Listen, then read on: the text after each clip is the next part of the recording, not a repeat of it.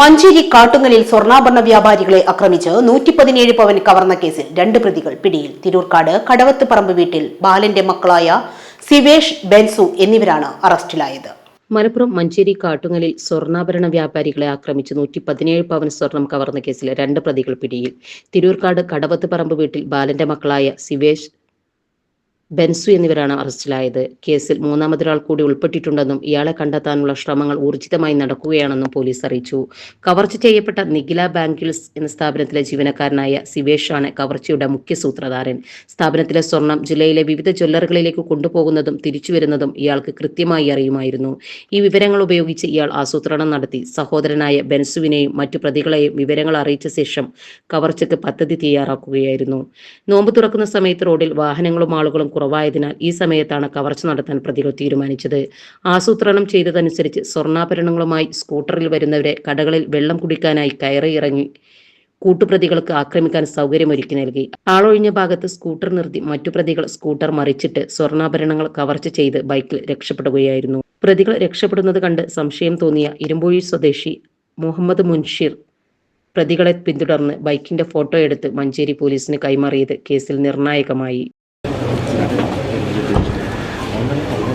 മഞ്ചേരിയിൽ ഇന്നലെ വൈകി നടന്ന ഒരു ഗോൾഡ് റോബറി, അപ്പോൾ അത് ഇന്നലെ തന്നെ ഡിറ്റക്റ്റ് ആക്കാനായിട്ട് പോലീസിന് കഴിഞ്ഞിട്ടുണ്ട്. ഇന്നലെ വൈകുന്നേരം ഒരു 6:30 ആ സമയത്ത് നടന്നിരുന്ന ആ റോബറിയിൽ ഏതാണ്ട് 3 മണിക്കൂറിനുള്ളിൽ തന്നെ പോലീസിന് യഥാർത്ഥ പ്രതികളിലേക്ക് എത്തിച്ചേരാനായിട്ടുണ്ട്. ഇന്നിപ്പോൾ അതുമായിട്ട് ബന്ധപ്പെട്ട് റിക്കവറി നടപടികളടക്കമുള്ള കാര്യങ്ങളിപ്പം ചെയ്തുകൊണ്ടിരിക്കുകയാണ്. ഇതിൽ പ്രധാനമായിട്ടും 3 പ്രതികളാണ് ഇൻവോൾവ് ആയിട്ടുള്ളത്. അതിൽ ഒന്നാമത്തേത് ഇതിൻ്റെ കാരിയറായിട്ടുള്ള ഈ ജ്വല്ലറിക്ക് വേണ്ടിയിട്ട് ഈ സ്വർണം ബൈക്കിൽ കൊണ്ടുവരുന്ന വ്യക്തി ഒരാൾ തന്നെയാണ് ഇതിൻ്റെ പ്രധാന സൂത്രധാരൻ, ഒരു ശിവേഷ്. പിന്നെ അയാളുടെ സുഹൃത്തുക്കളും ബന്ധുക്കളുമായിട്ടുള്ള 2 പേരും കൂടിയുണ്ട്. അതിലൊരു ബെൻസുവിനെ നമ്മൾ ഇന്നലെ തന്നെ അറസ്റ്റ് ചെയ്തിരുന്നു. മൂന്നാമതൊരാളെ നടപടികളിലേക്ക് എത്തിക്കൊണ്ടിരിക്കുകയാണ്, അയാൾ കസ്റ്റഡിയിലുണ്ട്. ഇവർ 3 പേരും ആ ഒരു സാഹചര്യം, വൈകുന്നേരത്തെ തിരക്കൊഴിഞ്ഞ സമയം, പ്രത്യേകിച്ച് നോമ്പുകാരുടെ സമയമെല്ലാം കൺസിഡർ ചെയ്തുകൊണ്ട് ഒരു പ്രത്യേക പോയിന്റിൽ ഇവർ തന്നെ സ്റ്റേജ് ചെയ്ത ഒരു മാറ്ററായിരുന്നു. അതിൽ ഏറ്റവും സ്വിഫ്റ്റായിട്ട് പോലീസിന് ആക്ട് ചെയ്യാൻ ഇതിനകത്ത് കഴിഞ്ഞതിന് കാരണം ഒരു സിവിലിയൻ, ഒരു ചെറുപ്പക്കാരനായിട്ടുള്ള ഒരു വ്യക്തിയുടെ ഇടപെടലാണ്.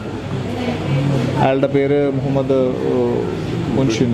അദ്ദേഹമാണ് ഈ സംഭവം കാണുമ്പോൾ, നേരിൽ കണ്ടപ്പോൾ അതിലെ ദുരൂഹത മനസ്സിലാക്കി പുറകെ ഒന്ന് പോയി നോക്കുകയും ആ വെഹിക്കിളിൻ്റെ ഫോട്ടോഗ്രാഫ് കൃത്യമായിട്ട് എടുത്ത പോലീസിന് ഒട്ടും ടൈം ഡിലേ ഇല്ലാതെ തന്നെ ഷെയർ ചെയ്യുകയും ചെയ്തു.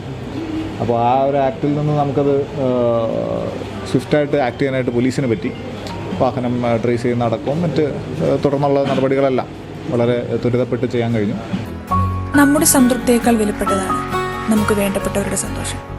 പരിശുദ്ധമായവ ഹൃദയപൂർവ്വം സമ്മാനിക്കുമ്പോൾ നമ്മുടെ സന്തോഷവും ഇരട്ടിയാകും. Dubai golden diamonds, pride of generations, India, Oman, Bahrain.